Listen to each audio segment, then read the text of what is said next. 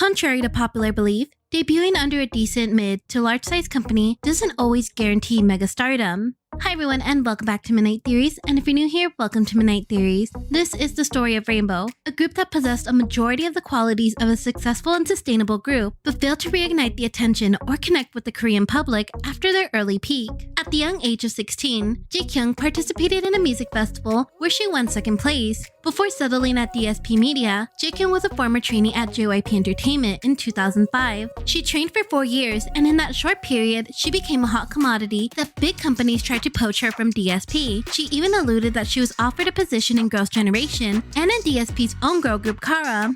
In an interview with Full House in 2014, she revealed, "When I became a trainee at the record label 10 years ago, I almost became a Kara member. However, the label executive said, Kara's going to go for a cute image, let's make a new kind of team.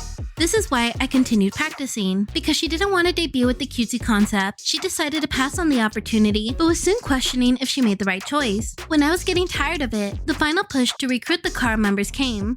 At the time, the SM rep said, 'Do you want to debut in Kara by any chance? Then you could debut right away.' It was so tempting, but I turned it down because I thought I'd be happy with my Rainbow members. That was when SM Entertainment also came calling. No one knows this, but truthfully, I was contacted by SM Entertainment too. I also turned them down. Then 2 months later, Girls' Generation made their debut. Truthfully, I was a bit envious when Kara became a Hallyu icon." Before her trainee life, Uri studied in Arts High School and Korean National Sports University. She was also a before and after makeup model. She said she was a tester for KBS's variety show Sponge. "I participated because they said they would do my makeup prettily, but I was tricked." After her mini gig, she became an SM trainee and later joined DSP, making her the last member to join Rainbow. Sunga made her audition at DSP Media on the same day as Kara's Gohara and Kang Ji-young. Similar to Jae-kyung, she was also offered an opportunity to join Kara, but she declined because she had already built friendships with some of the members. Noel was childhood friends with Girls' Generation Taeyeon before her debut. She also appeared in SS501's music video for A Song Calling for You alongside Sunga. Yoonhae went to the same high school as Secret Song Ji-eun, and she also went to the same college department as most of the Dalshabet members. Prior to debuting in Rainbow, Jisuk was a member in a rock band and won several competitions. Hyunyoung was a former SM Entertainment trainee before planning her roots at DSP. Most of them trained for at most 4 years, and these 7 talented girls worked hard preparing for their debut in DSP's new girl group Rainbow. They were given the name because all 7 members had their own unique charms to them, and each would represent the colors of the rainbow. It's the year 2009. The Hallyu wave is increasing all over the world, and DSP Media was making their company known by creating hit groups dominating the charts with their groups such as SS501 and Kara. Quietly working behind the scenes, the company was preparing to announce their new girl group to the world. Towards the last half of the year, DSP announced their new girl group with a string of teaser photos highlighting each member. The group was trending all over social media and ranking first in real-time searches. Rainbow officially debuted on November 12, 2009 with their lead single Gossip Girl. The song was one of those where you either loved it or hate it, some even comparing it to ear torture and labeling the group as another mediocre girl group to add to the pile. Nonetheless, girl group sold over 15,000 copies, reached 62 on the Gaon charts, and the album peaked at number 2 on the Gaon album charts. The group promoted the single all across music shows and included their other track, Not Your Girl, which can also be found on the album.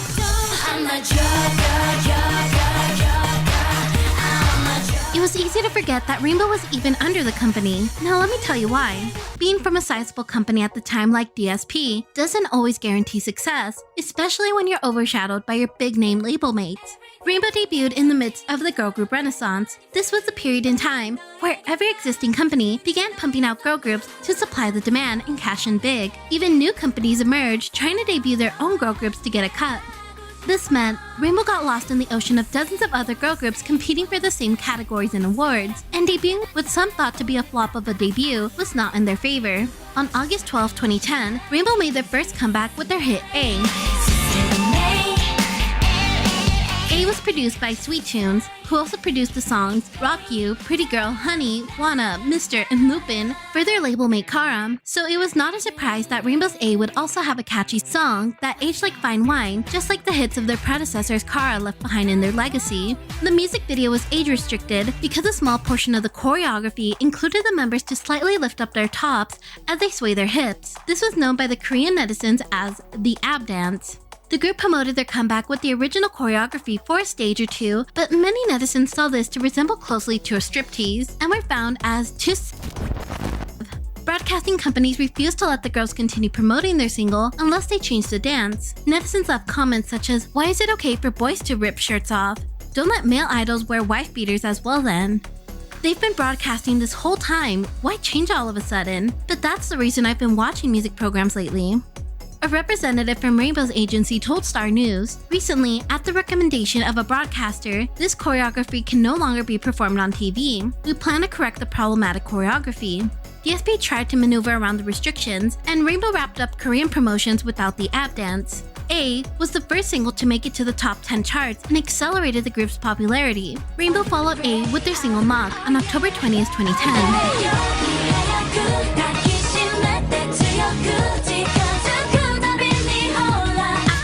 Recognition from the public, this opened up the doors for more opportunities to help the members flourish independently. Uri made her acting debut in the 2010 film Heartbeat, and Jaekyung became a cast member of 2 variety shows, Honey Jar and 100 Points Out of 100.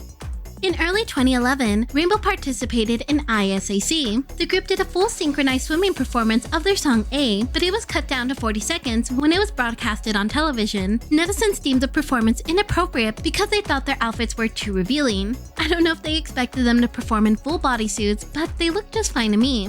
In the later half, Uri and Jaekyung participated in the 50-meter freestyle finale and won first and second place respectively.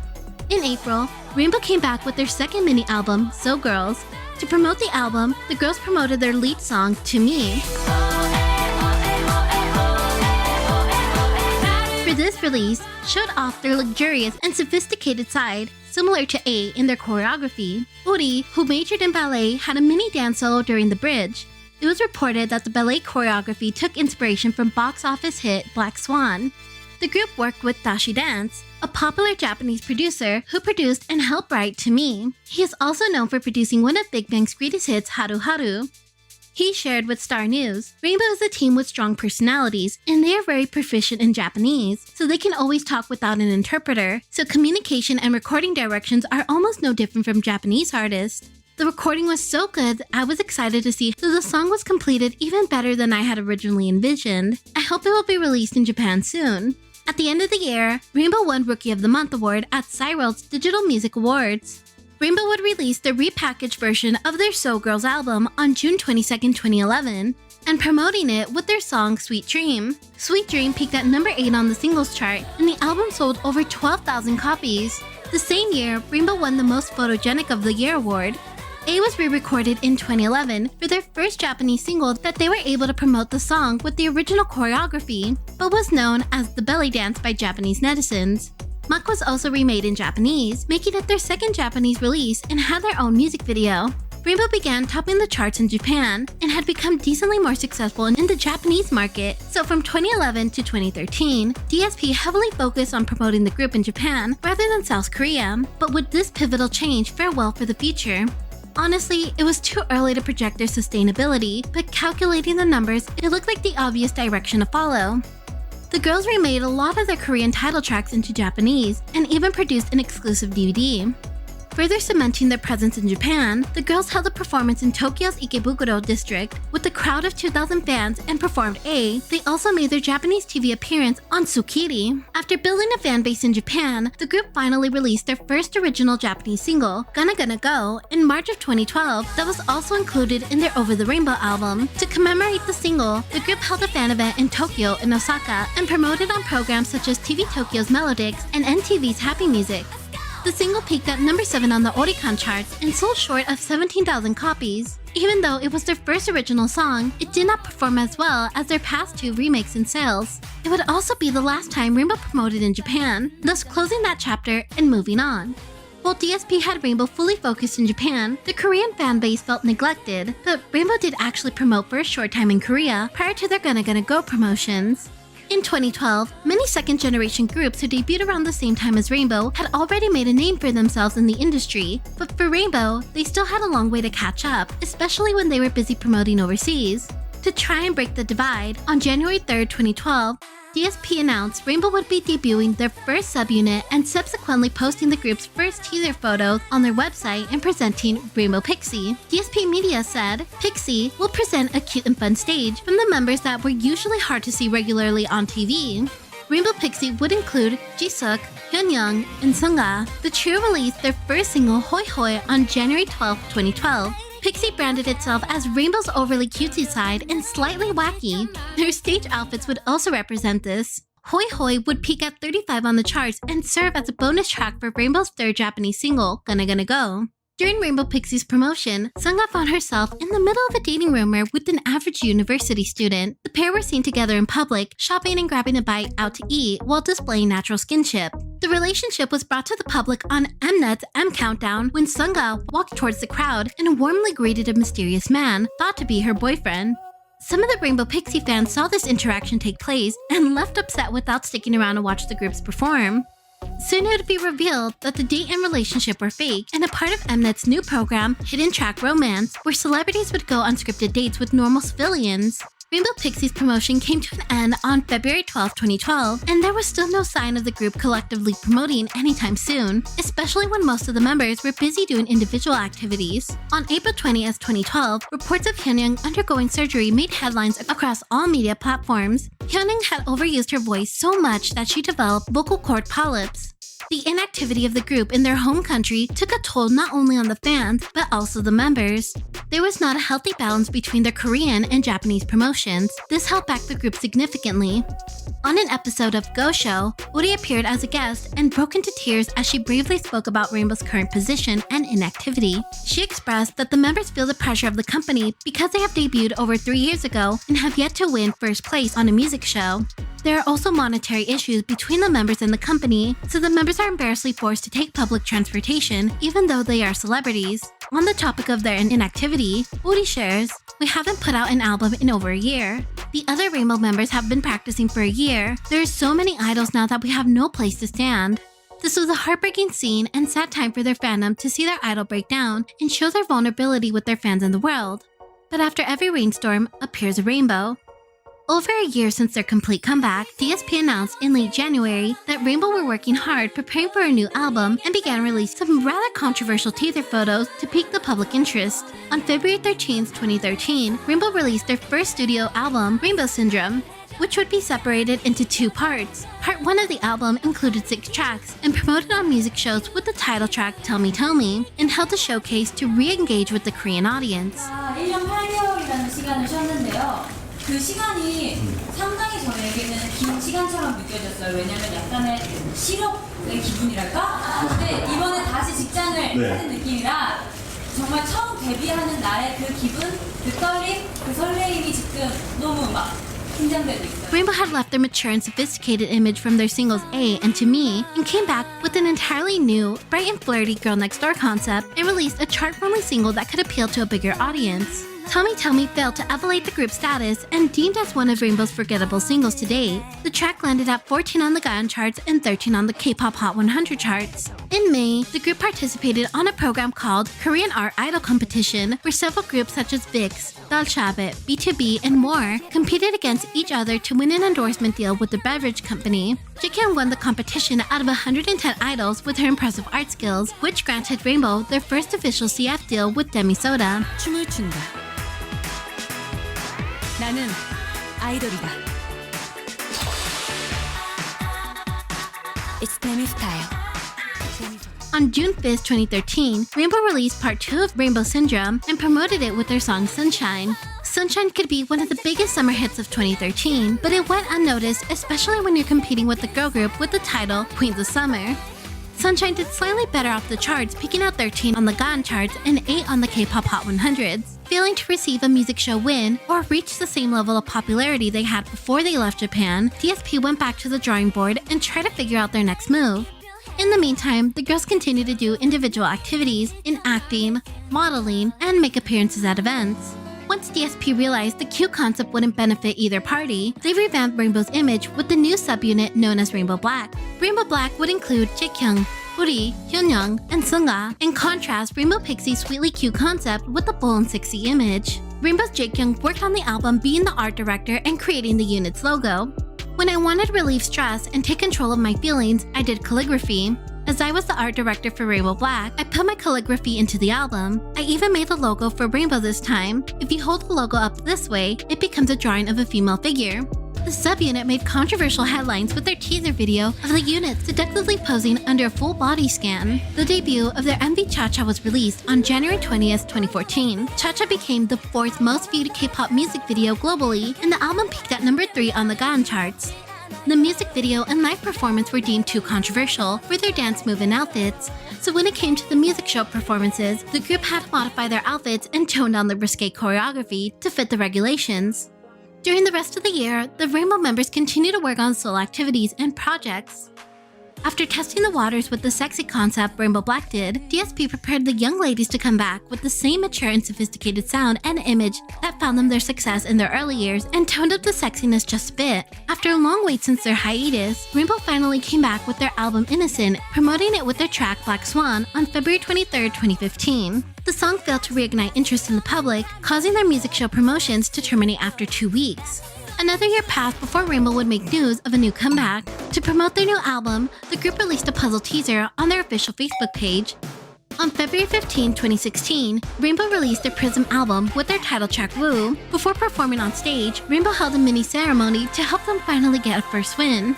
Woo was Rainbow's last attempt to get a first place win. During a showcase, the members were asked about their lukewarm success. Jaekyung answered, "We believe that if we came out with the right song, it will match up with the public's desire to help us out, and we will rise to the top. Despite not having our big break yet, the reason why we have been able to stay together is that all of the members in our group have really healthy mindsets. It's easy to feel despair in this situation, but we stay positive, and that mindset actually led to more fans supporting us. Rainbow is simply growing a little slower than other groups. Although we might grow a little slower, with each new song, we want to show real growth."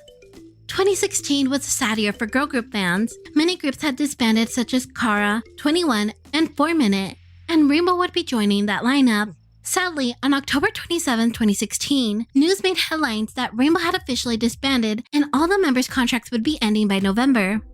Just because Rainbow was ending does not mean they would be gone forever. The 7 would be reuniting in 2019 for their 10th anniversary. Very few groups remained close after their disbandment, but Rainbow always carried a tight bond with each other, always making it a point to still hang out and plan vacations with each other. Towards the end of October 2019, news of Rainbow doing something special for their 10-year anniversary sparked interest and hope in their fandom. On November 6th, a poster of their special single, Over the Rainbow, was revealed on their official social media accounts. A few days later, on November 14th, Rainbow released their self-produced album and single, Aurora. We wanted to return the love we received from our fans by creating and working on the album ourselves. We will be donating all the proceeds from this single as a part of our 10th anniversary project, so please show us support and love. Over the course of their career, the members and their parents have been open about their treatment and career as to being an idol in the company. Some of the members' parents were against their daughters choosing the path of an idol. In a 2011 BBC article written by Lucy Williamson, DSP said that, despite working long hours for almost 2 years, their parents were heartbroken at how little they were getting paid. A director for DSP says they do share profits with the group, but admits that after the company recoups its costs, there is sometimes little left for the performers. Payment wasn't the only issue. In 2015, Rainbow's leader Jaekyung shared on SBS variety show Same Bed, Different Dream about the constant weigh-ins and how damaging it was to their mental health as a trainee. The members had weekly weigh-ins and the result would be posted on the company's bulletin boards. She explained the weigh-ins were so stressful that she would cut her nails and spit before getting on the scale. Although she was unable to cut her hair due to styling, she tried to remove as much liquid as possible from her body before the body exam. It's been close to 5 years since Rainbow disbanded, so is there gold at the end of the rainbow? Have the members found success and happiness since their disbandment? Jisuk was cast on a program called Don't Be Jealous with her then boyfriend, now husband. The show highlights celebrity relationships to normalize the idea of celebrities dating. She got married in 2020, and all of the Rainbow members were invited and helped celebrate the occasion. In December 2016, Jikun signed with Namu Actors. She left the idol world and transitioned into acting. Since then, she has won an acting award, Best Supporting Actress in a Monday-Tuesday drama for her role on Big Papa, and nominated for Best Supporting Actress for her role in The Secret Life of My Secretary. Jikun still speaks very fondly of her members and their strong connection. Rainbow is the definition of my life. If you ask me what kind of existence I wanted to have in this career, I would answer that I wanted to be like a rainbow. I want to be a rainbow in itself and show various colors. No one frowns when they see a rainbow. People take photos and enjoy it. I want to be an actor that feels to the public like a rainbow. Uri changed her name in 2018 and now goes by Nan. She is another rainbow member that has transitioned into acting. She also made a special appearance on the hit drama True Beauty. In 2018, Hyunyoung opened her personal YouTube channel called Cho Hyunyoung TV to share some of her life with the world. Sunga is one of the most successful actresses to come out of Rainbow. She has a long list of acting roles under her belt and won Best Actress for her role in Secret and Lies, nominated for her role on A Sea of Her Own, and has been praised for several of her roles on other dramas. After the disbandment of Rainbow, Noel has struggled to find work in the entertainment industry. In an interview with BNT, she said, "It's really tragic not to have anything to do after becoming a celebrity." She continued to express her desire to lead a busy career and said she had to work part-time jobs in between filming dramas. In 2018, Yoonhae moved to Saebum Entertainment and began an acting career. In 2019, she opened up her own YouTube channel called Yoonhae Channel. There she uploaded all kinds of videos from unboxings, makeup tutorials to vlogs. Rainbow had an ample amount of qualifications to reign as one of the top girl groups of their generation, but failed to connect with the Korean public. DSP arguably made the worst decision by shipping off Rainbow to Japan before establishing a fanbase in their own country when they were starting to get the attention and recognition they deserve. What are your thoughts on how the company mismanaged its group, their career overall, anything I talked about in today's video, and what's your favorite Rainbow song? Leave all your thoughts in the comments down below. And as always, thank you for watching and enjoy your stay.